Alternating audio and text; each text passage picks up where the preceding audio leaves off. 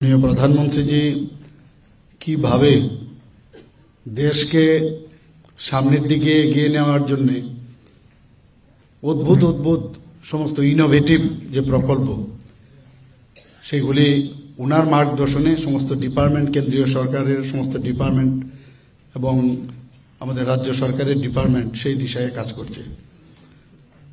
আমি আগেও এআরডিডি ডিপার্টমেন্টের যারা আমার বন্ধু আমার সময়ের যারা ডাক্তারবাবুরা ছিল ওদের সাথে আমার খুবই ভালো বন্ধুত্ব ছিল। তখন তো ত্রিপুরাতে ভেটেরিনারি কলেজও ছিল না, এখান থেকে নমিনেশন নিয়ে যেতে হতো সেই দত্তপাড়া মোশপাড়া পাইক ওয়েস্ট বেঙ্গলে সেই কলেজে ভেটেরিনারি কলেজে যেতাম, এক দুদিন ওদের হোস্টেলেও ছিলাম এবং বেশ ভালো করে আমার আইডিয়া আছে ভেটেরিনারি ডাক্তার বৃন্দরা এবং তাদের সাথে যুক্ত যারা ভেটেরিনারি যারা কর্মচারীরা আছেন কি কি কাজ করেন। আমি একটা সময় ছিল ওদের সাথে আমি গাড়িতে করেও গেছি, কানের মধ্যে ওই যে ট্যাগ দেওয়া এসব আমি দেখতাম, চিহ্নিত করা যে ও টিকা পেয়েছে কিনা যাতে আগে গিয়ে ডাবল যেন না হয়, এসব আমার খুব ভালো করে জানা ছিল।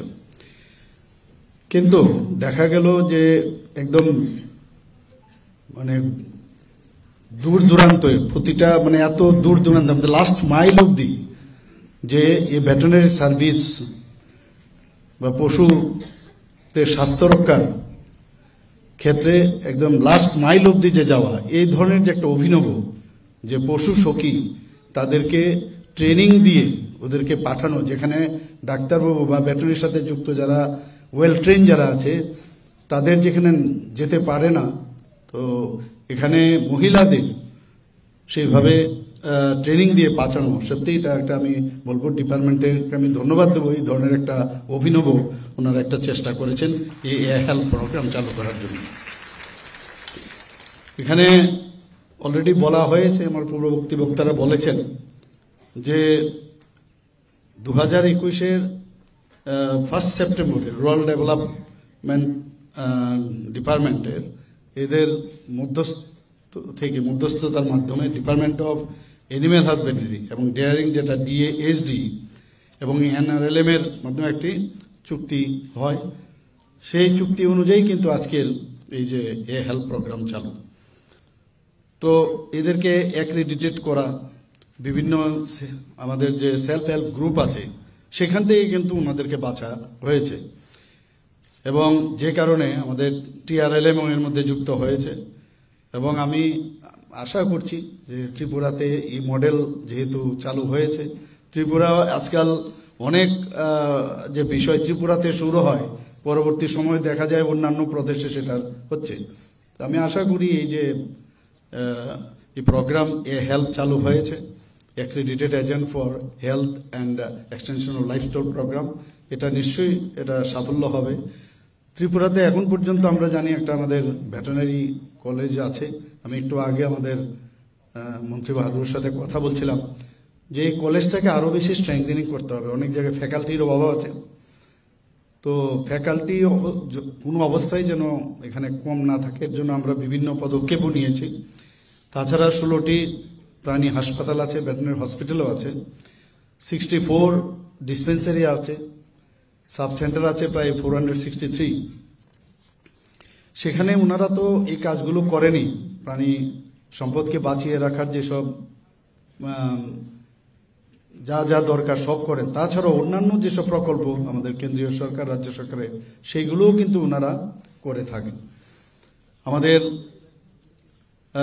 এই যে হেলথ প্রতিনিধি যারা হয়েছেন, আমি আশা করি একটা সুসংগঠিত একটা মানে টিম আমাদের এই ডিপার্টমেন্টের হবে। আগামী দিন ওনাদেরকে যে 16 দিনের কথা বলেছেন একটা ট্রেনিং দেওয়ার ব্যবস্থা, পরবর্তী সময়ে ওনাদের ডিএ ইত্যাদির কথাও বলেছেন, মানে ওনাদেরকেও দেখে রাখবেন, পাশাপাশি ওনারাও যেন লাস্ট মাইল যেটা বলে একদম প্রতিটা ঘরে গিয়ে আপনারা যে সার্ভিস যে ট্রেনিংটা আপনারা নিয়েছেন সেটা আপনারা নিশ্চয়ই করবেন। সেন্ট্রাল লেভেলও যেটা আমার কাছে ডাটা আছে, department of animal husbandry and daring, অর্থাৎ পাশাপাশি সাথে এনআরএলএম এবং ডিপার্টমেন্ট অফ আরডি নিয়ে একটা জয়েন্ট ইমপ্লিমেন্টিং সিনার্জি কমিটি গঠিত হয়েছে। কাজেই মনিটর করার জন্য কোথার থেকে শুরু হয়েছে আস্তে আস্তে করে আজকে আমাদের গ্রামীণ একদম লাস্ট যে প্রান্তিক জায়গার মধ্যে এই যে হেল্প করা, হেল্প আবার হেল্প দুটো আলাদা। আমি প্রথমে যখন এটা হেল্প শুনছিলাম আমি বললাম সাহায্য করা, কিন্তু হেল্পের আসলে এখানে যা দেখলাম accredited agent for health and extension of life stock. প্রথমে হেল্প শুনলে যে কোনো মানুষ ভাবে বোধহয় সাহায্যের জন্য বোধহয় এটা হেল্প করা, কিন্তু দুটোই আমি বলবো যে সমার্থক শব্দ আমি বলবো। তো আপনারা হেল্পও করছেন, আবার অ্যাক্রিডিটেড হেল্পও হয়েছেন আপনারা, এবং আপনাদের ভূমিকা কিন্তু বিরাট। আমি যতটুকু এতক্ষণ ধরে আলোচনার মাধ্যমে আমি যেটা বুঝলাম, এখানে গ্রাম পঞ্চায়েত হোক, বিসি হোক, সাব সেন্টারই হোক, ডিসপেন্সারি হোক, সেখানে যারা চিকিৎসকরা তো আছেনই, কৃত্রিম প্রজনন, তাছাড়া রুটিন যে স্বাস্থ্য পরীক্ষা, তাদের প্রতিপালন, সেই বিষয়েও কিন্তু আপনাদের কিছু ট্রেনিং দেওয়া হবে। এবং যেটা আমি বলার চেষ্টা করেছিলাম যে প্রত্যন্ত এলাকায় গিয়ে ডাক্তারবাবুদের মনিটরিংয়ে আপনাদের এই কাজটা করতে হবে। এবং ত্রিপুরা রাজ্যে আমি যতটুকু বুঝলাম, শুধু এই একটা সেক্টর দিয়ে আমাদের মানে জিএস ডিপি যেটা আমরা বলি, সেটা এর থেকে অনেক বেশি হতে পারে। একটা ডিপার্টমেন্ট দিয়ে সবাই আমরা যদি মিলে কাজ করি নিশ্চয়ই সেটা হবে। শুধু তাই নয়, আপনারা কিন্তু আরেকটা কাজ যেটা, সেটা হচ্ছে তাদের পশু পাখি কতজন আছে, তাদের পরিসংখ্যা, এগুলো কিন্তু আপনাদের রেজিস্ট্রেশন আপনাদের রাখতে হবে। কতজন মারা গেল, জন্ম হয়েছে, সবকিছু কিন্তু আপনাদের উপর কালেকশন করতে হবে।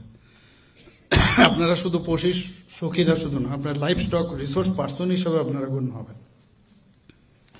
এবং সমস্ত কিভাবে পরিচর্যা করতে হবে, বিভিন্ন যেসব নির্দেশিকা আপনাদের আসবে সেইগুলোরও তথ্য আপনাদের সরবরাহ করতে হবে।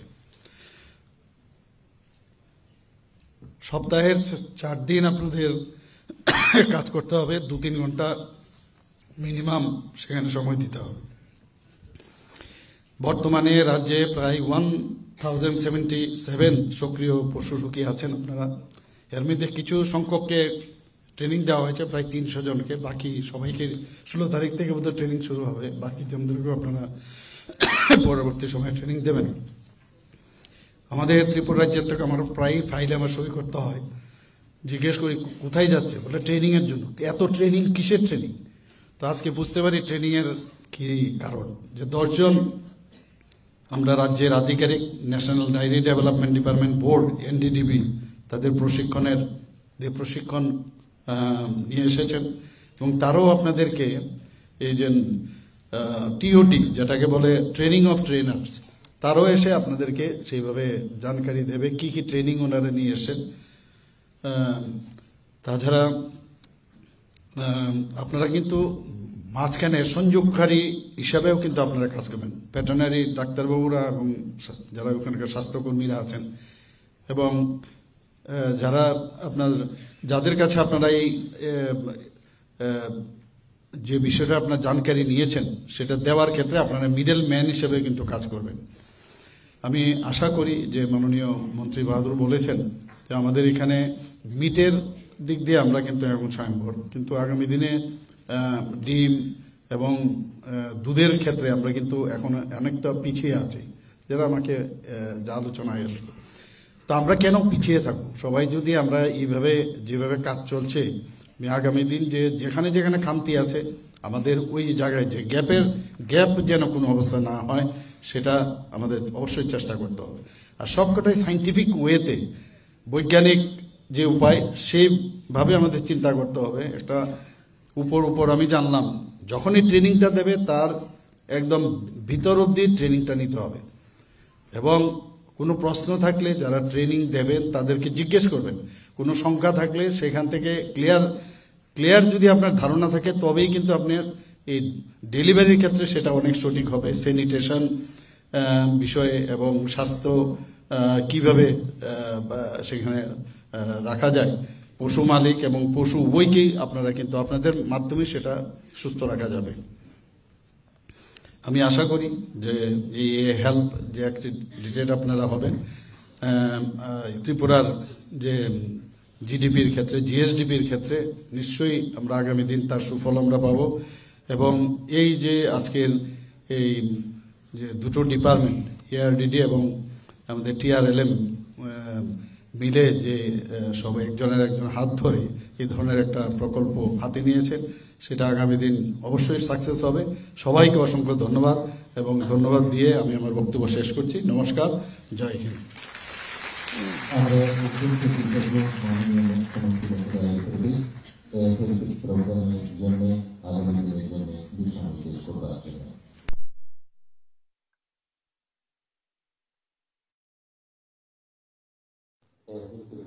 প্রশিক্ষণ দেওয়া হবে। প্রত্যেকে ব্যাচে 25 জন করে